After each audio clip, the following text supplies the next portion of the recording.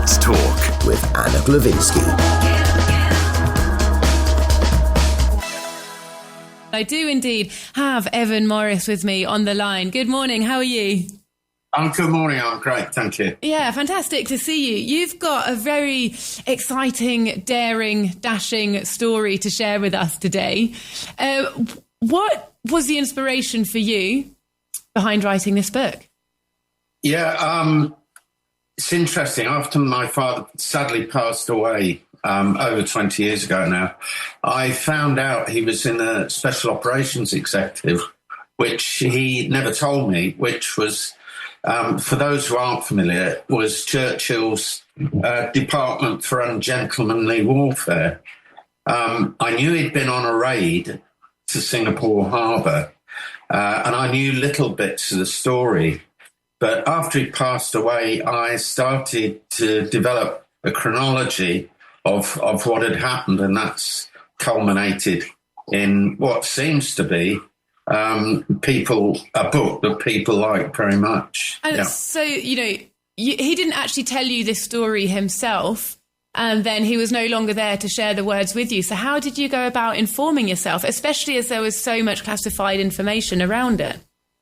There was, a lot of the documents were classified top secret, which have since been released. But then I got his SOE records from the queue, from the document depository and the military records office in Glasgow.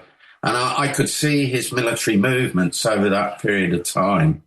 And there's various books that relate to that period. And I was quite amazed how many mentions of my father were in these books. So, amassed by about 20 volumes, I pieced bits of information from each of them and compiled the story that is The Tiger's Revenge.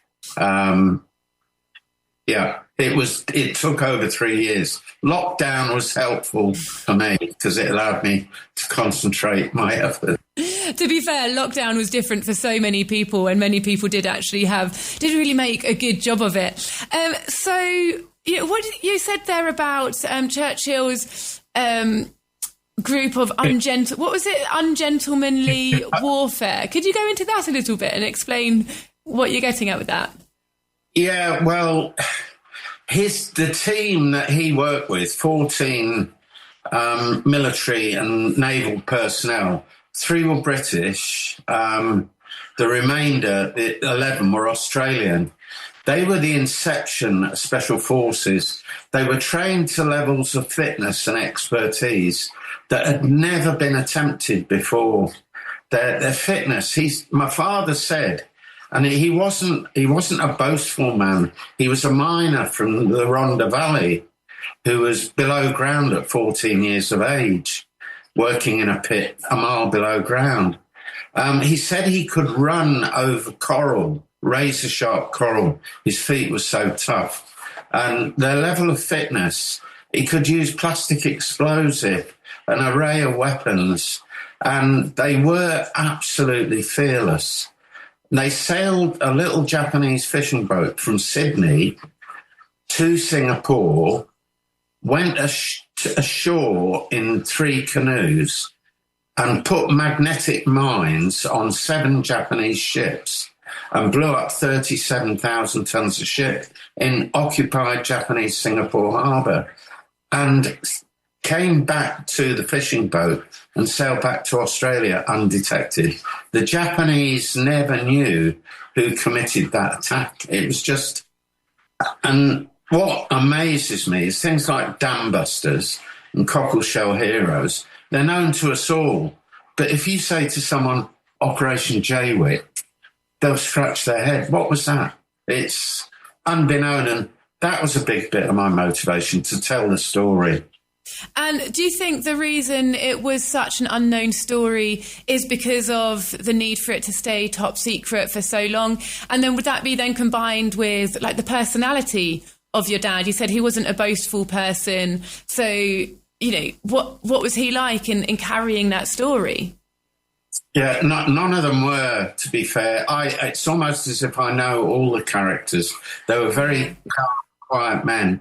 No, the reason I believe it was unknown is there was terrible retribution paid on the population of Singapore, especially the Chinese, who the Japanese hated, and equally the Chinese hated the Japanese. The secret police, Japanese, were under tremendous pressure to find out who did it. And what they did is scapegoated the local Chinese population.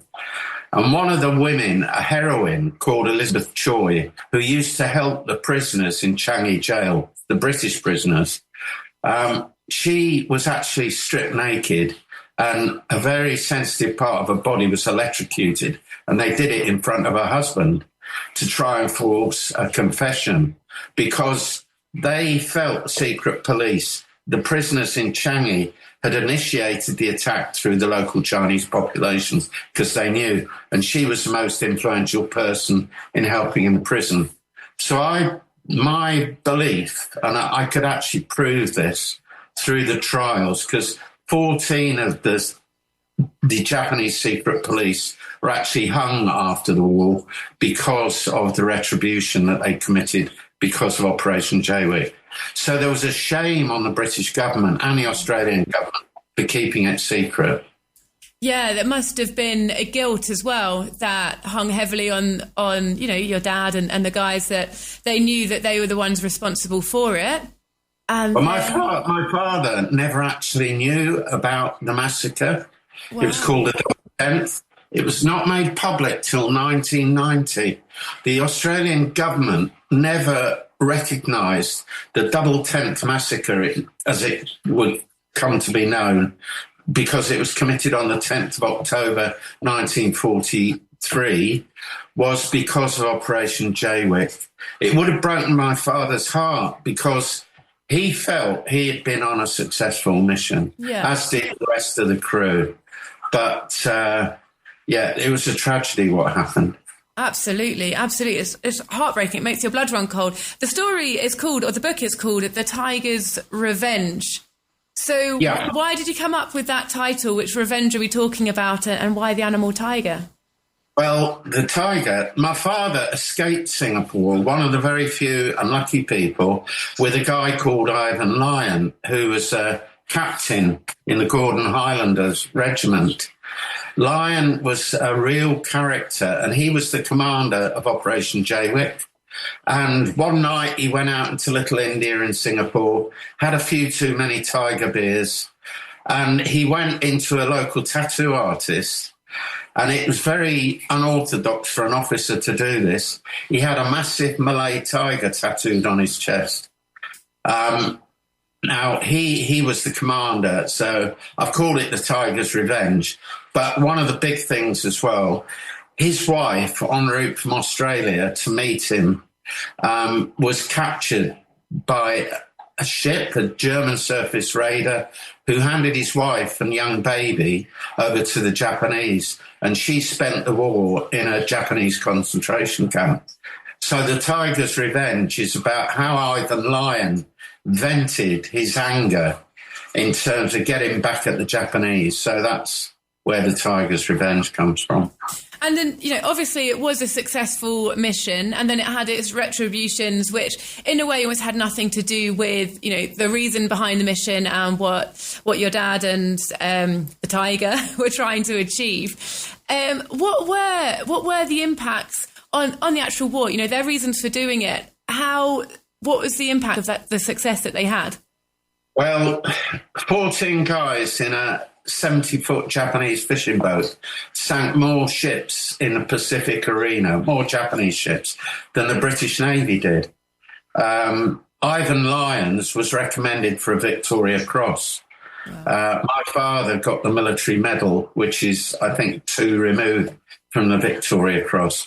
It said the Royal Navy, who were on the board, assessing the medal citations, were not at all keen for a military commander to get a Victoria Cross for a maritime mission. You can imagine it was very embarrassing for the Royal Navy that an army officer sunk more ships than the Royal Navy did in the Pacific arena.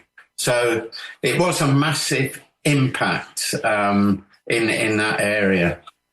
And for the life of me, how it's not more broadly known, I don't know. But if anyone wants to read the book, and it's got great reviews, if you just Google The Tiger's Revenge, you'll see it where it's available. It's in lots of places. Yeah, we'll make sure that the listeners definitely know all the information for getting their hands on it. What do you hope the takeaway is for readers who do read the book?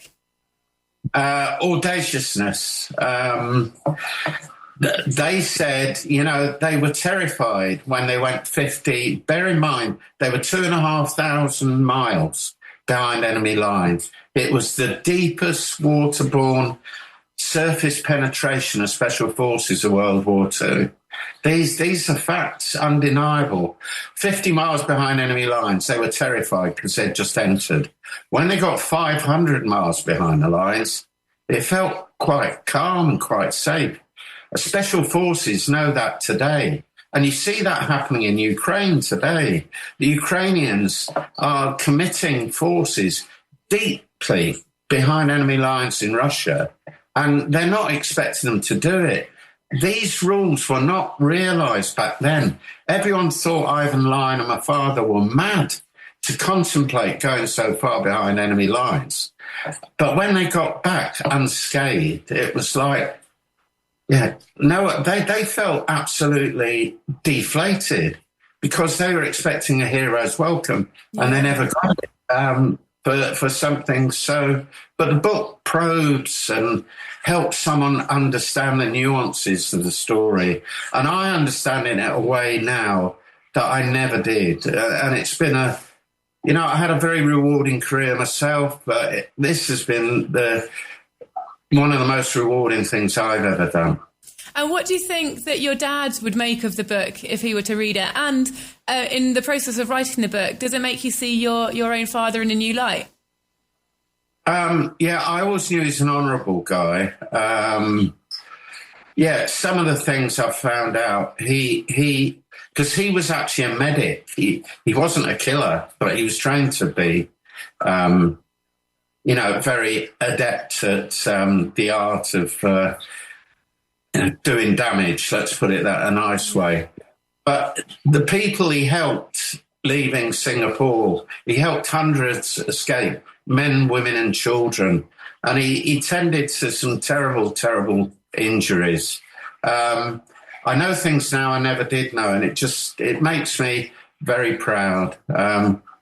Everyone's got a book in them, and if you've got a story to tell, you really should commit the time to do it. A very cathartic experience. Yeah, I can imagine. I really can imagine. Well done for putting pen to paper. It really sounds like it's been a work from the heart, but also fact-checked and all the rest of it as well. So well done. The book is called The Tiger's Revenge, the story of a largely unknown and most daring raid of World War II.